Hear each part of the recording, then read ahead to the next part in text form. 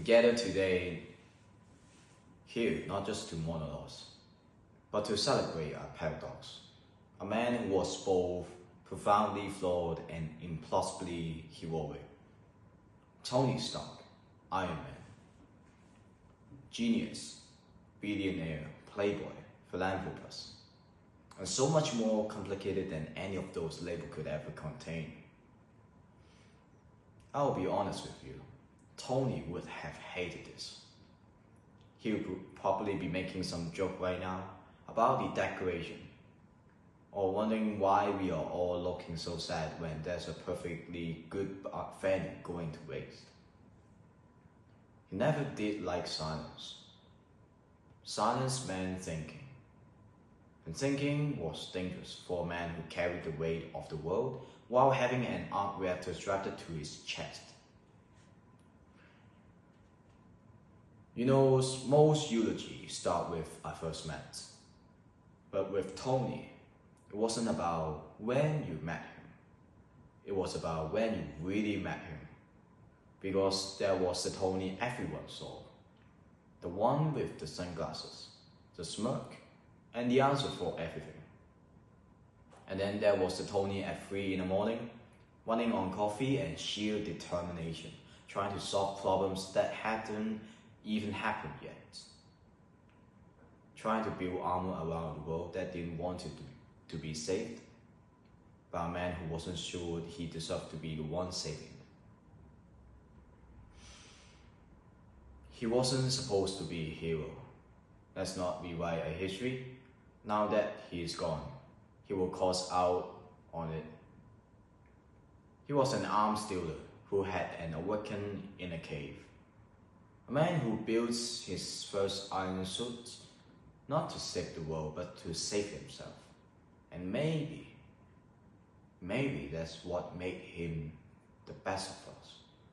Because Tony Stark never forgot where he came from. He wore his mistake like that first arc reactor, visible, glowing, keeping him alive and reminding him why he had to do better. How many of us can say we will do that? Carry our failures on our chest for everyone to see? He was terrified, absolutely terrified, of not being enough, of being too much, of failing the people who counted on him.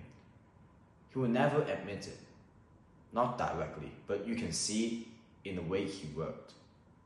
Obsessively, relentlessly, like if he just built one more suit, created one more safeguard, did one more simulation, he could protect everyone from everything, including himself. He knew the cause, long before the rest of us did. But here's the thing about Tony Stark. Here's the thing they would never put in the history books or the museums. He chose it anyway. This brilliant, damaged, impossible man looked at the universe and said, "You want to take everything from me? Fine, but I get to choose what I give." And he gave everything. Not because he was fearless. God knows he wasn't fearless. But because he understood something most of us never will. That courage isn't the absence of fear. It's loving something more than you fear losing it. He loved his little girl, Morgan. You should have seen him with her. The man who would create a new element in his basement would use the same hand and spend hours building ridiculous pillow talk for his daughter. He would drop everything for her, importing meetings, his work in the lab, just because she asked him to read her a story. The man who faced down impossible odds would completely surrender to a 5-year-old bedtime negotiations. Mr. Stark spent his whole life trying to protect people. Sometimes that meant building better technology. Sometimes it meant making hard calls that nobody else wanted to make, but they always came from the same place. He didn't want anyone else to suffer if he could prevent it.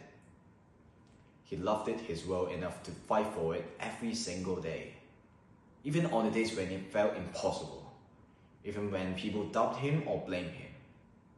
He just kept going. There's a clip going around from years ago where Tony says, "We are not soldiers, we are a time bomb."